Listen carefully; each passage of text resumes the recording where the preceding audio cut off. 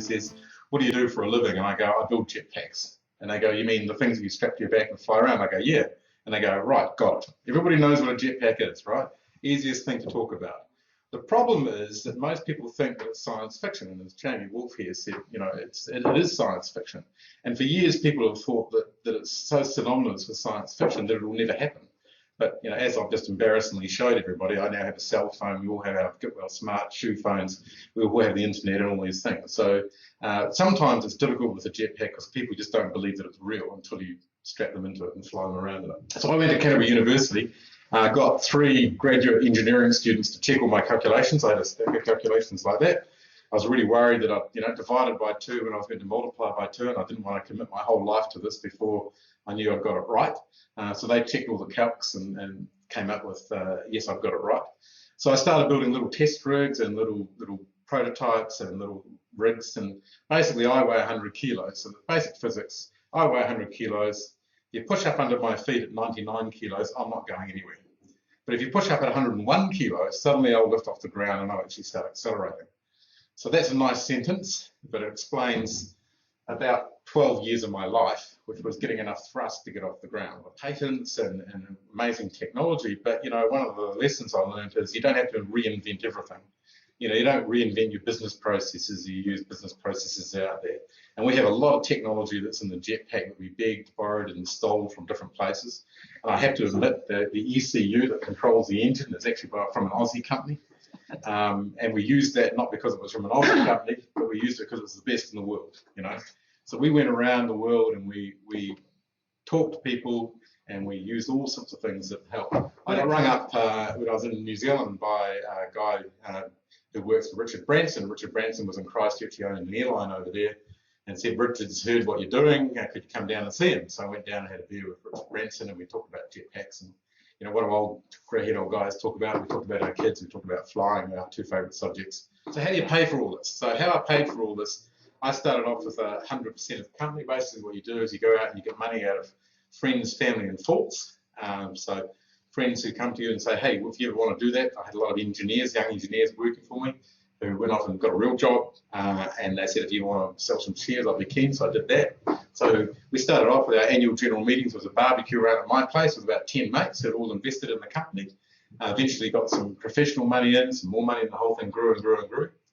And part of it is you've got to try and create value for everybody. So you don't want to try and value your company too high at the start. You want to actually start at the end point, which is usually your IPO, and then back calculate. And I'm working with somebody at the moment on exactly that process to set about when you get to the IPO, you want to own 55% of the company. Therefore, at round 6, you need to be like this. Round 5, you'd be like this, and you didn't do that.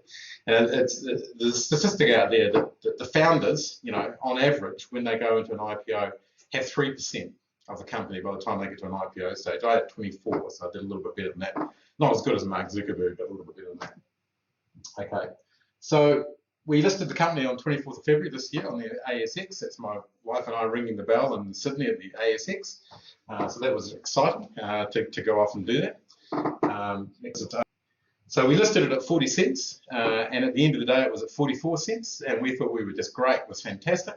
We all went off to a big flash restaurant in Sydney and got drunk, and we were pleased it didn't tank. It didn't, we were about 10% up. We were really happy with that. And then strange things started happening. It went around the world. People got excited about the jetpack. Suddenly we had thousands of transactions. It peaked at $3.10 a share. I got back to New Zealand and a camera was put in my face, and a reporter said, you floated your company, it was worth 100 million, now it's worth 800 million. Do you think it's really worth 800 million? Well, I've spoken around the world, mainly New Zealand, US, Europe, Middle East and things like that.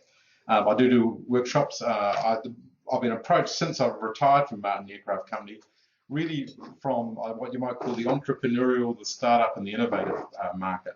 And it turns out that the things that I've done sort of resonate with people who are doing startups, people who are running large companies and they want to do some innovation, they want to start up a new R&D facility, or they want to rev up their team to get something in, some new thoughts and new ways of thinking about it. Based on, I've just done a 5-city tour for the Entourage, which is an entrepreneurial organisation. They got me to talk in Auckland in February. Liked it so much they asked me to come back and do the tour around Australia. So we were talking to up to about 4,000 young entrepreneurs who were doing startups And interestingly to me, I wasn't the only speaker. There were about 5 speakers, and what was amazing to me and to them is that the story is the same. I was doing jetpacks, Phil Dibella was doing coffee, you know, Megan Quinn was doing fashion, but the story about how you start a company, how you grow it, and how you exit it is all very, very similar, which was amazing. I left the company about 3 months ago, had a market cap of about 220 million. And one of the most exciting things to me is those first 20 people, I call them the original shareholders, I started getting phone calls within a week of the IPO, and one of them was a good friend of mine. She rang up and she said, "Do you remember that 60K I invested way back in 95? I said, "Hell yeah, of course I remember it. We couldn't make payroll that week. We were going to go broke. If you hadn't put that 60K in the bank, we would have had to lay everybody off." She said, "Well, I've sold those shares now. I've paid off my kids' student loans.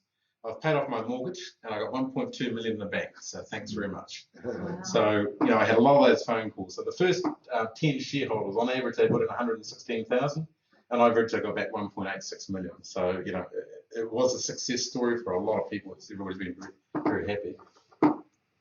So the take-home message, that's things that I said before. Okay, have some vision, a picture of Icarus to remind you, physics, science, and maths.